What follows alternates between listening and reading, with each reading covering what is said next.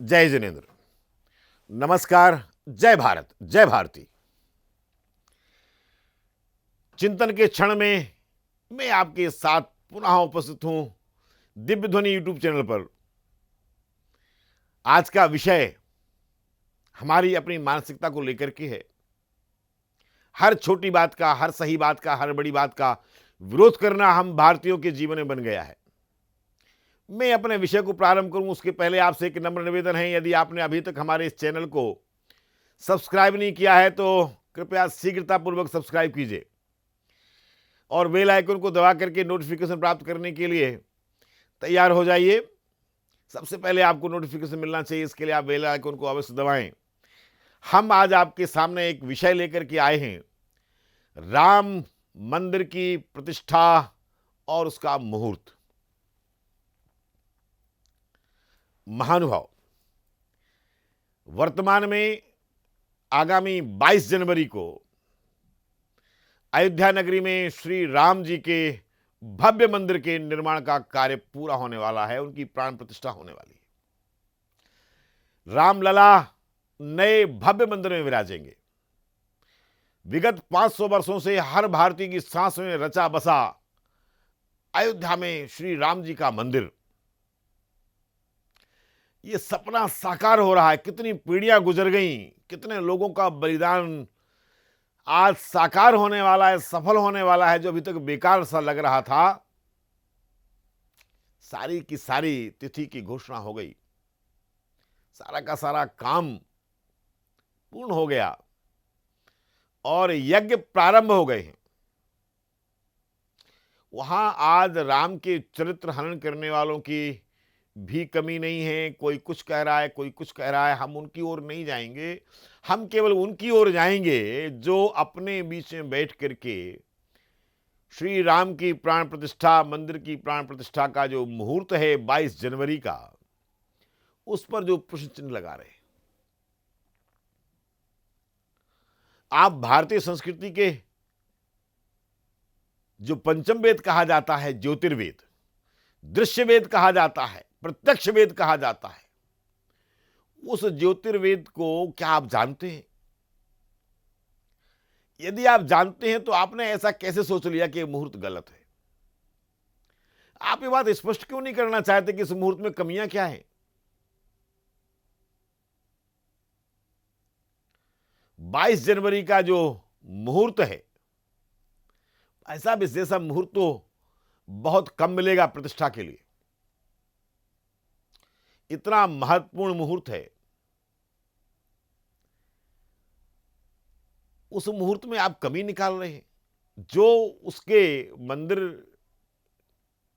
Committee में हैं, उन्होंने भली प्रकार से साधु संतों के बीच में बैठ करके, देश के महान ज्योतिषियों के साथ बैठ करके जो काम किया है, जो मुहूर्त निकाला है, वो अद्वितीय मुहूर्त है।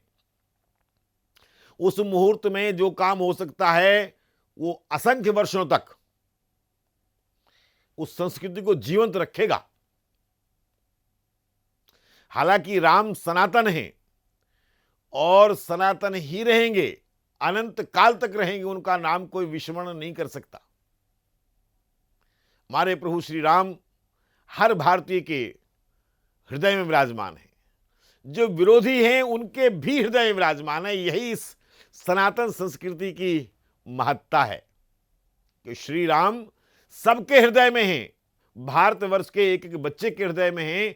इवन मीडिया, इलेक्ट्रॉनिक मीडिया के माध्यम से, सोशल मीडिया के माध्यम से पूरे विश्व में जानकारी दी जा रही है, हर व्यक्ति के हृदय में राम बस रहे हैं।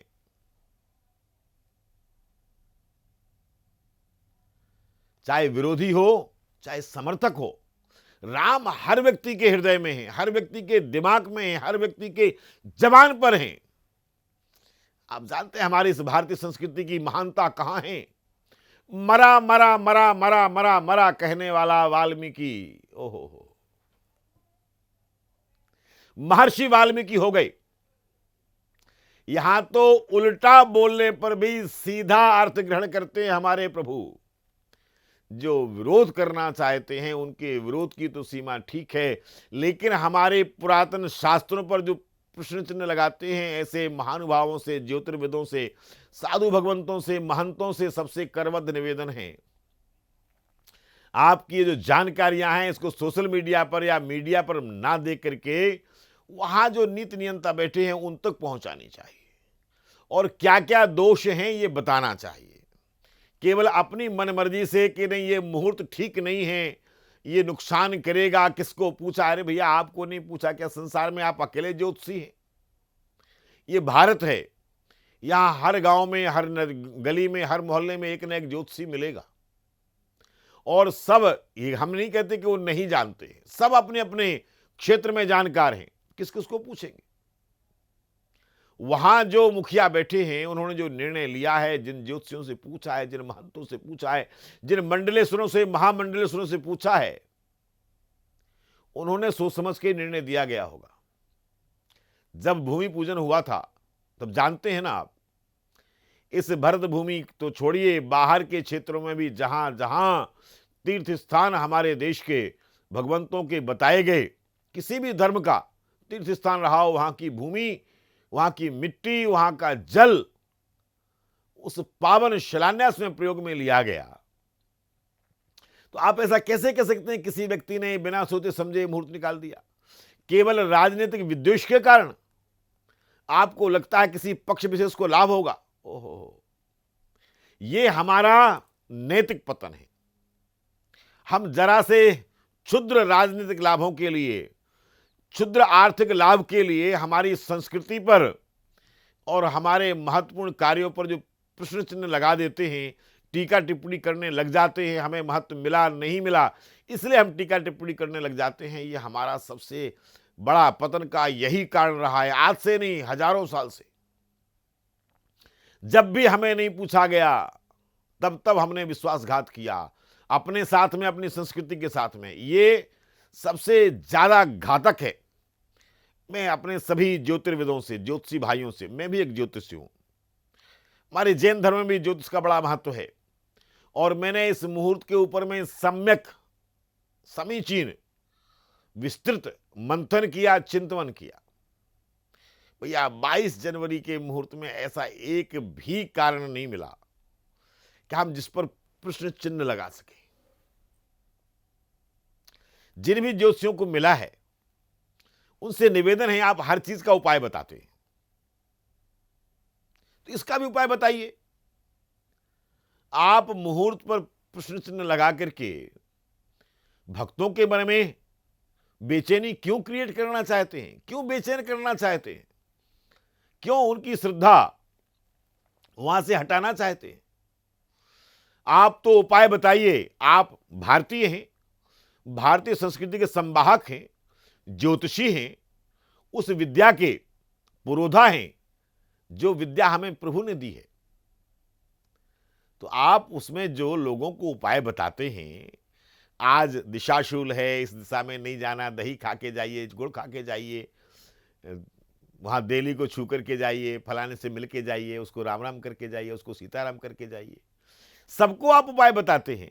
तो भैया इसमें भी उपाय बता दीजिए ना कि इसमें ये अनुष्ठान करना है, ये यज्ञ करना है, ये हवन करना है, ऐसी पूजा करनी है, इस स्तोत्र का पाठ करना है, बता दीजिए ना।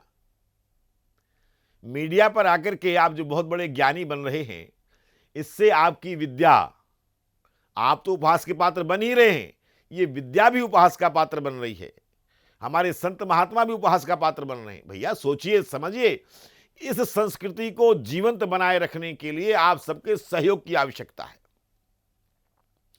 हम एक ज्योतिषी होने के नाते, हम एक भारतीय नागरिक होने के नाते, हम एक सनातन संस्कृति के एक सदस्य होने के नाते, हम एक जैन होने के नाते इस मुहूर्त का समर्थन करते हैं।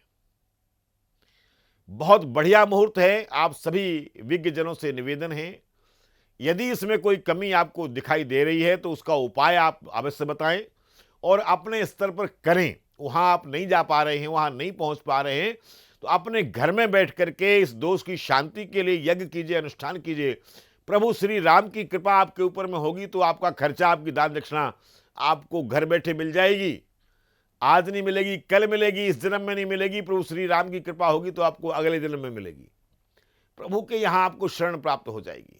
लेकिन यदि आप प्रभु श्री राम का इस तरह से विरोध करते रहे, उनके आयोजनों में इस तरह से टीका टिप्पणी करते रहे, तो आप भी लज्जित होंगे और हमारा ये सनातन संस्कृति भी लज्जित होगी।